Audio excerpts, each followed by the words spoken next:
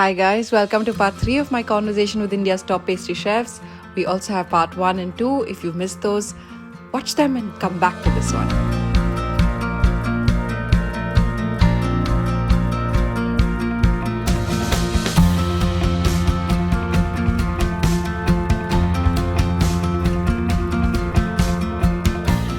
On a lighter note, I have some rapid fire questions that I'm going to ask you guys. I'm just going to throw these out and each of you can answer. The point is not to think too much. The first thing that comes to your mind is what you should say. Okay. So the first question is the last dessert that you would eat if you were dying. Who wants to answer that first? Creme brulee. Gulab jamun. Me. Vanilla tart of pure envy. What is the one pastry trend that you can't stand? Using compound chocolate. I want to shoot someone every time they say we use chocolate and then it says compound on the pack. For me, it keeps changing, but I feel like it's rainbow cakes. I mean, we made it before, but now I can't say anything. I have to agree. I would say that there needs to be something beyond just using fondant in cakes. I'm sorry, guys. So rainbow cakes, fondants, and compound chocolate. For me, it would be like chandelier, like the upside down chandelier cakes. I'm like, why? Like, how do you cut it? Like, why? Like, why is this existing? But yeah. You made one, no? No, I don't lie. Some famous Bollywood would ask, and you would have said yes. Tell the truth. I made with you the first fondant cake I made was personally myself was when Junie taught me in Bangalore a few years ago because I just don't have the patience. I'm very bad. I'm with the patience of actually making the whole cake myself. That's why only Junie does it at Lover. No one else dares to even go. She's too dedicated, Vinesh, to that. Okay, my next question is does a great job. One person whose birthday cake you'd love to make. Anybody in the world. Kevin Hart. Yeah. I don't know. I think Raymond Blanc. He's just my most favorite chef. Sanjana? I would say somebody more closer to me. This is not rapid fire anymore. Yeah. My nani. They're taking now I'll too think much and say time, Narendra, whatever. My nani for sure, because I remember the last cake I baked for her when I was maybe 16 years, and then I never did that, and she just passed away 2 months ago. So yeah, if I could ever do it again, it would be for her. Vinesh, do you even have to ask me who's going to be? Can you guess? Is it Chrissy Teigen or Trevor Noah? Trevor Noah, obviously. See, yeah, I'm We very are big for funny people. yeah. I mean, sure. Funny is the reason I want to make a cake for him. But yes, okay. Who is one pastry chef that you guys really look up to, admire? Anybody, someone who's impacted your life? Anybody? I think Karim Bourgi for me currently. I think he's just fantastic. He's very versatile. So for me, he's. I'm gonna say there's too many people. What to do now? Yeah. Andres has been a very inspirational chef. He's a very, very good friend. We're writing a book together, But also Antonio Bashir has really helped us shape how we should do production. So, I have a lot of respect for him. Karim Bourgi has now become a really good friend, and he does some really superb stuff. So I have You had a scheduled class with him, right? That got Karim cancelled. was supposed to come in August, which got cancelled, and April Bashir was supposed to come, which he still has to come because everything is all sorted for him to come, and the fees have been paid, so that has to come. Right. Sanjana, your answer? For me, definitely Michelak, because I worked with him for a very, very long time, and I think just the way he thinks. Yeah. And Okay. Do you guys chocolate or fruit? what about your favorite chef? Or Mine is Pierre Hermé, just because of that passion fruit macaron. Yeah. Chocolate or fruit? Fruit. Really? Chocolate. I was like, this question is going to be, everyone's going to say chocolate. I was so sure. I was like, this question is going to be so predictable. This is like personal. It's Yeah, a personal personal, thing. It's personal, not personal. for business. It's personal. Yeah. Yeah. Okay, great. So I think this is. Hey, what did Sanjana say? I said She fruit. was- If it's desserts, fruit. But if it's chocolate, it's chocolate. Yeah. Okay. So, I wanted to briefly take 2 minutes and just get your guys' views on, the times that we're in. Ken, as we briefly touched about COVID and post-COVID and like what you think is going to happen. So just, there's a lot of talk about how the industry is going to change, how restaurants are going to change, all of that. And we are, we're living it, we're feeling the pulse of it. So what do each of you think is going to happen, and what do you hope to happen post-COVID?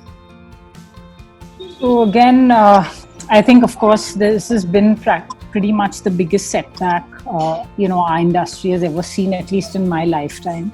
And it is changing, but I think definitely the number of walk-ins are going to be less. Everything is moving online as of now. There are going to be new norms that we're going to have to learn to live with, social distancing, etc. But I think from our side, what we can do, and pretty much the only thing we can do, is to make our organizations more adaptable and more agile to sort of, work with what is available around us and do the best we can. I honestly can't predict too much into the future, but at least for the next 2 years, from what I have read, for the next 2 years, things are going to be, of course, very different, and we'll have all these rules come in, which we must adapt to. Sanjana, what about you? For me, I think luckily we had closed down La Folly Lab in Bandra. I think I did discuss that with you in January, and we were looking for a new place because the lease had got over. So we were now we are in a situation, should we open another store or not? And we of course have half our foot in getting into retail with some of our long shelf life products, and then we have other half of our foot is in just getting into boutiques, and classes is something I do out of my passion because I love to teach, but personally I don't get the time to teach. So but yeah, I mean, with respect to the situation that we are right now in, I think very important will be that not to try to focus on too many product lines. I think will be very important is to kind of focus on key offerings, and at the same time look at the practicality side of production for our chefs, especially because if something takes too long to make and you don't have that much of stuff, then of course the workload will increase. So try to reduce that and still try to sustain yourself. That would be from that way. And then other than that, I think website, online orders, and is definitely going to grow. I think Pooja, you're doing it, I'm doing it, and I don't know if we're still continuing it during this time, but we have seen a big spike in online orders during this last 2 months, and so I think things are moving a little bit more digital, and I think the situation will become better. This is not a permanent thing. This is something that this is for a year, and not over investing in capital, not over investing in too much of marketing will also be important. Investing in what can give you return is what is important. So maybe if you say yes, investing in digital is important, like an SCM and an SEO strategy, let's do it because that's going to give you a return. But if you're saying investing in building a cake box or making something, that's not going to give you a return. I don't think people really care. So I think that's what will be important, where you put your funds in, and even like I think most important will be to retain your key assets like your human resources, your chefs, and making sure that there is a way for them to travel to work.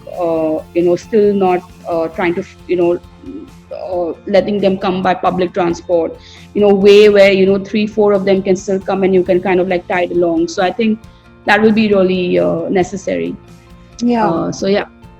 No, these are all very crucial and critical points and things that I've also been thinking about myself. Vinesh, how do you think education is going to change with this? Can you even get students to be in a class? Do you see education going digital? What is going on in your head right now? I came back from Finland, and that's how this situation was. Where the school was already closed by then, and for when I was sitting down for meetings, I didn't think that it's going to go on for like 3 months at all. At that point of time, we were still thinking that by April 15th or something like that, we're going to be like back and running.